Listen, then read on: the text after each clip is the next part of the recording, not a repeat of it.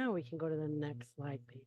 Not that I asked Ben to do a lot during Sunday morning. I am so very grateful, that's for sure.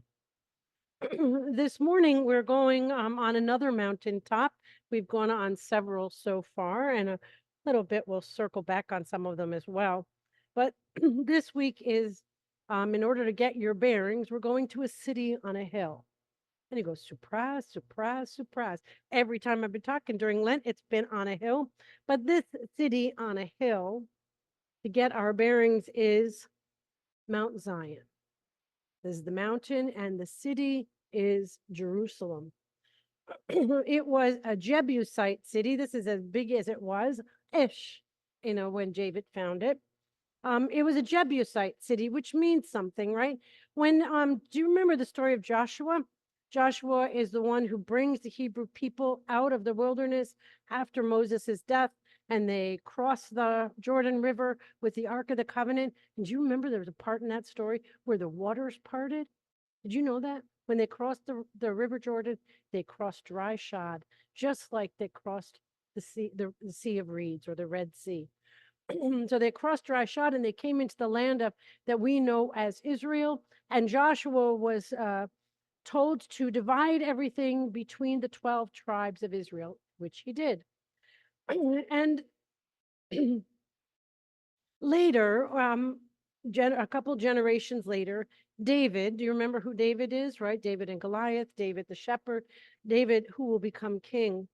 Once he is king, captures a Jebusite city, the city that we know as Jerusalem. It was, I don't know if they actually called a city, like a hamlet, a village, a dust bucket. I mean, those would probably be about 10 acres. So I think the school playground across the school property across, would that be about 10 acres, Mike?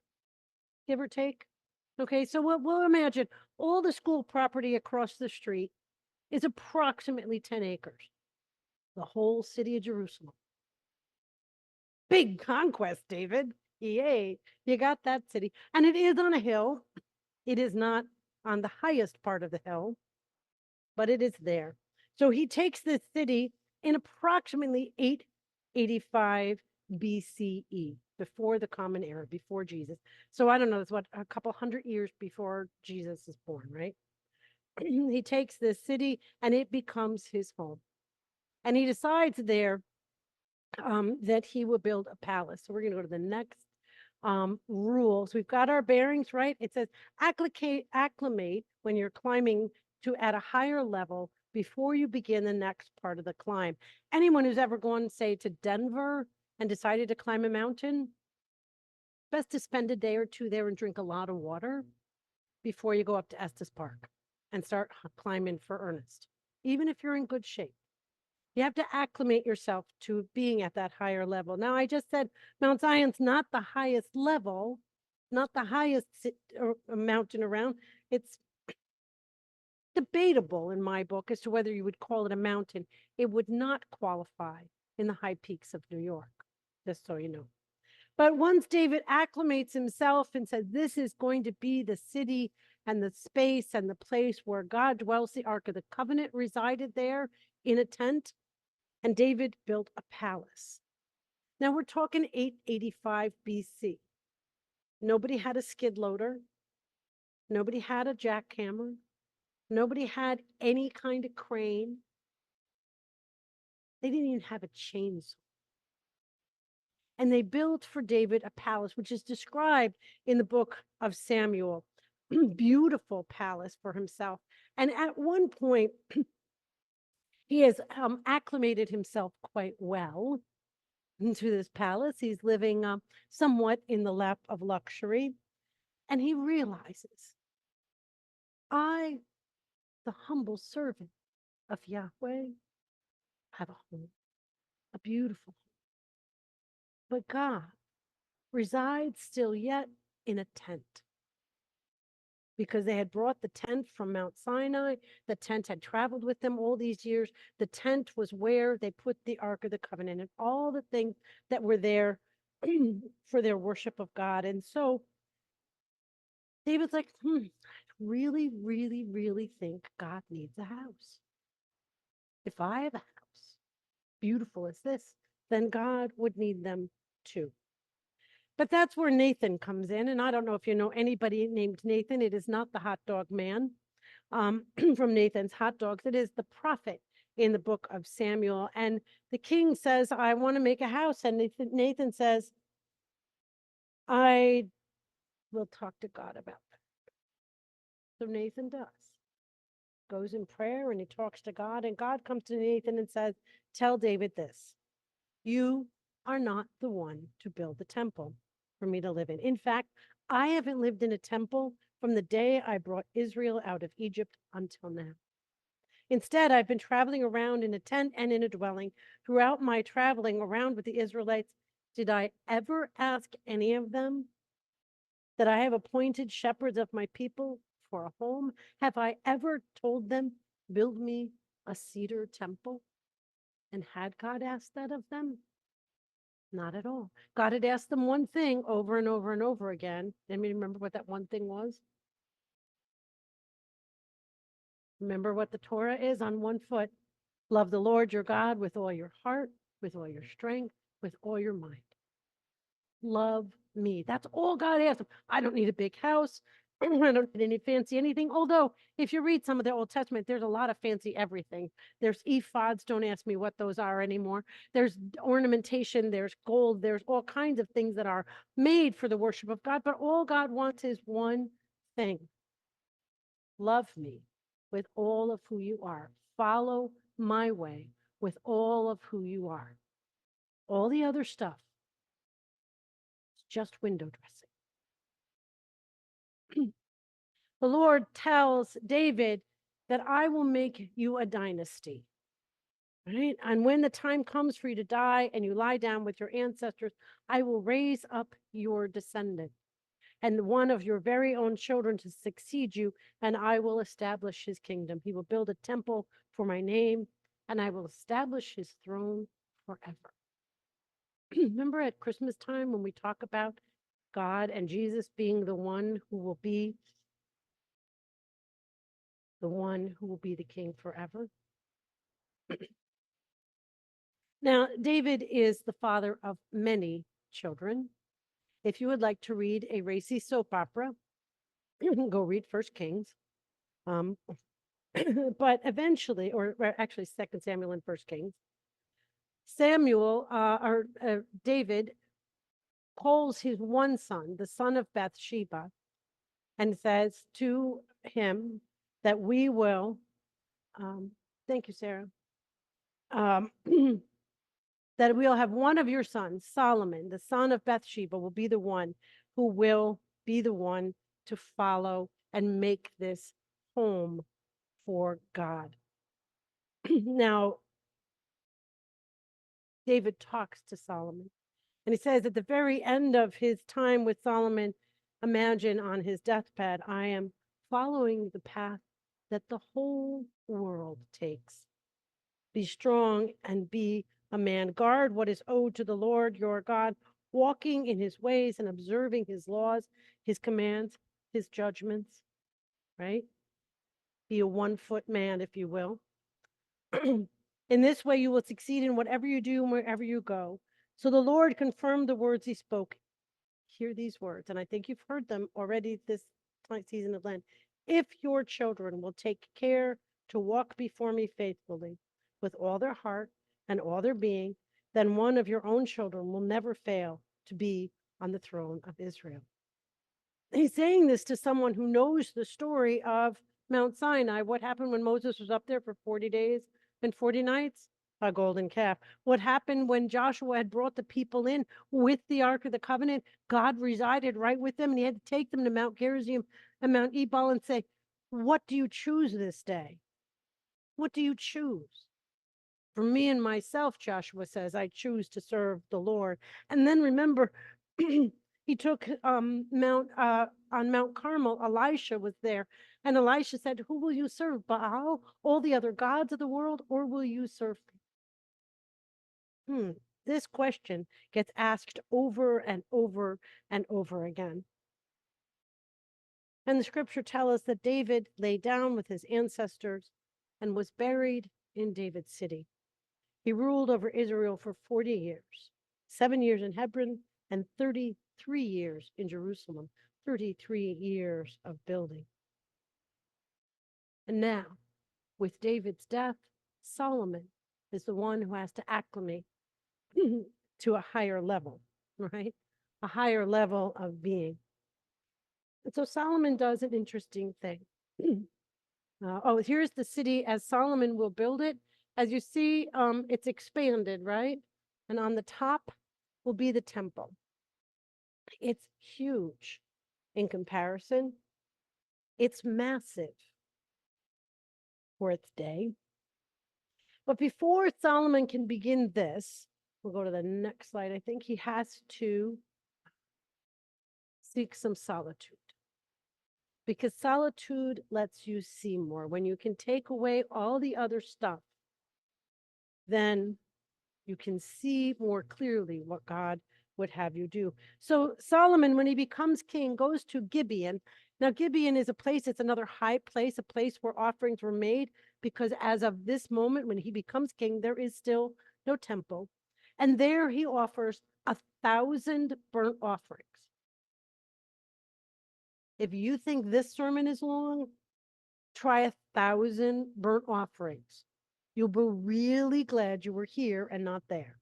He offers 1,000 offerings to God, and then says, I will give you, I ask God that you just give me the thing I need. And God said, what is that you need? And Solomon says, give me wisdom.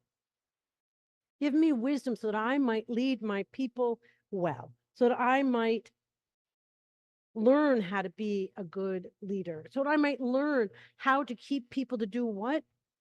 Love you, God, with all of who they are. And God says that is a good prayer. And with that prayer, I will give you all you ask for, including wisdom. So the text goes on to say that Solomon will build that temple. Now he builds it. It takes 7 years to build.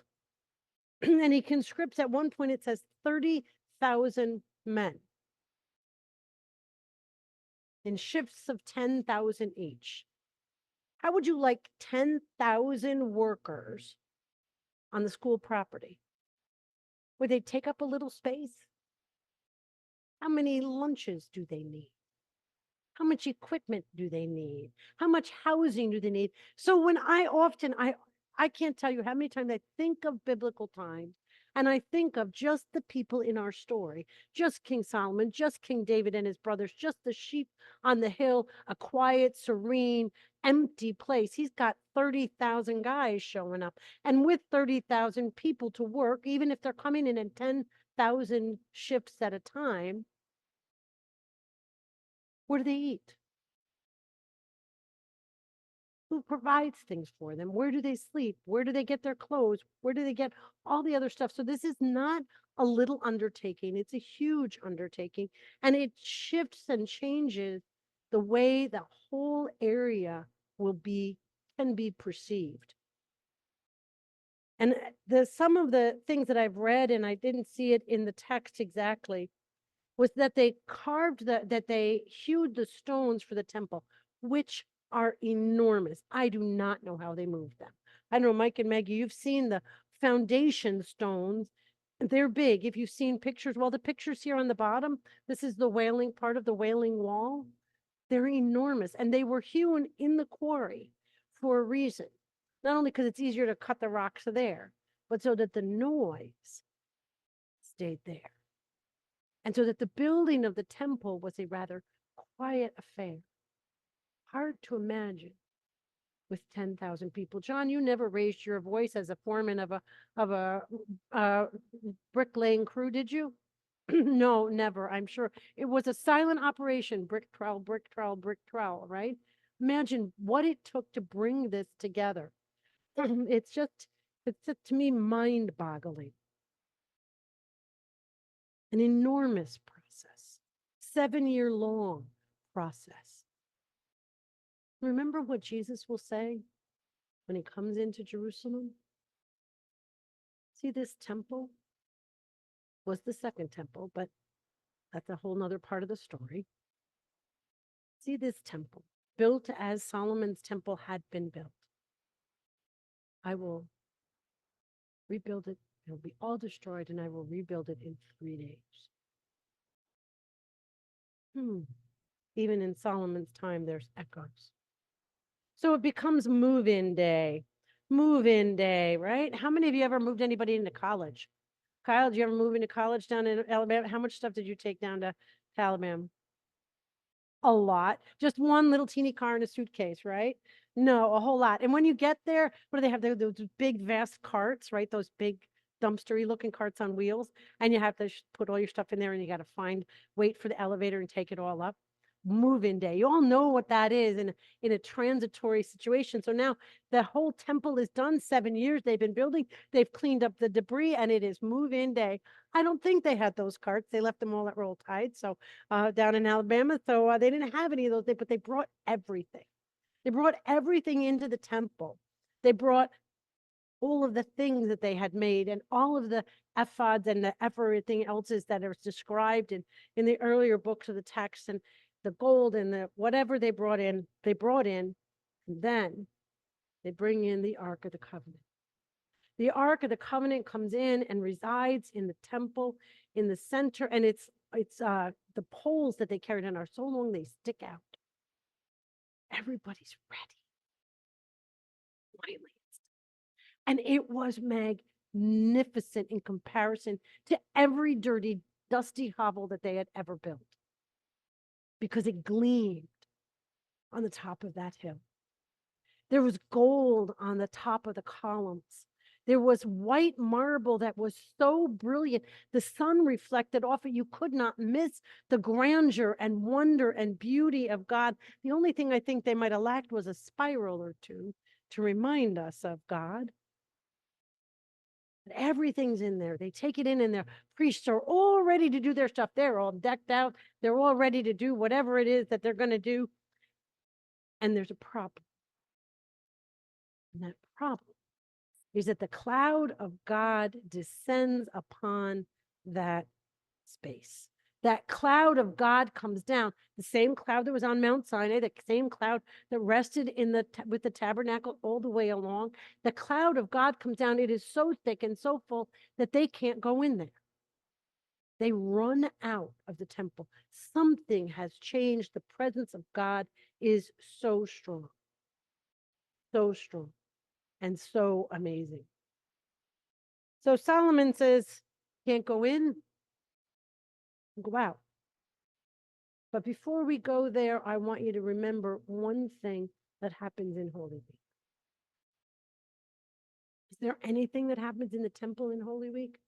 Multiple things, right? But remember what happens with the curtain? There's a curtain that divides the Holy of Holies from the rest of the world.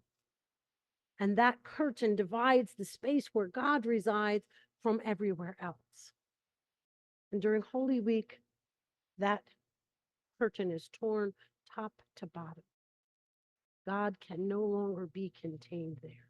This story of the Shekinah glory, the presence of God descending on that first temple, is a foreshadow, or is the rending of the temple curtain an echo of the God's presence with the people? Solomon has learned the value of solitude. And so when the temple was built, he went into prayer. He went into deep, long prayer and said that, God, we know you are the one God, the only God. There is no other God with you. And that we will do all that we can, that I will do, says Solomon, all that I can. What? Love you with all of who I am.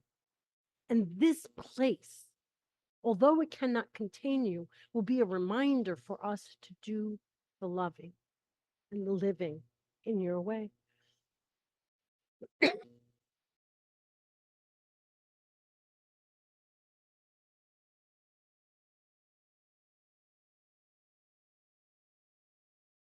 Did people walk in God's way?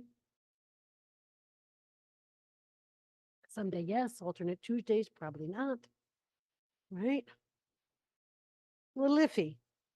That temple was there for a long time until the Assyrians come and destroy it. And it was a reminder. Love me with all of you. So get your bearings in the Word. Know where God is present in your life. Is it in the spiral? Is it in the connection that you see with the creation? Is it in the relationships you have with one another? Find that place for you in which God resides, because we have learned since the time of Solomon that God cannot be contained in the Holy of Holies. God cannot be contained in a city on a hill or a place that's gleaming and brilliant. God can only reside in the spiral that is here, the spiral that is here, the spiral that is here. The love always. Sometimes you have to acclimate to the higher way of being. It's a challenge. All those, if you ever say, oh my gosh, I so didn't do it right today. Have you ever said that? Well, I already told you I need the prayer confession. You might not, but I do. Right? I so didn't do it right this way. We have to reacclimate ourselves always to the way of God. And you wonder, what should I do right now? I'm not sure how I should make the decision. Whatever it is, just do it on one foot. And then what will you remember? To love God.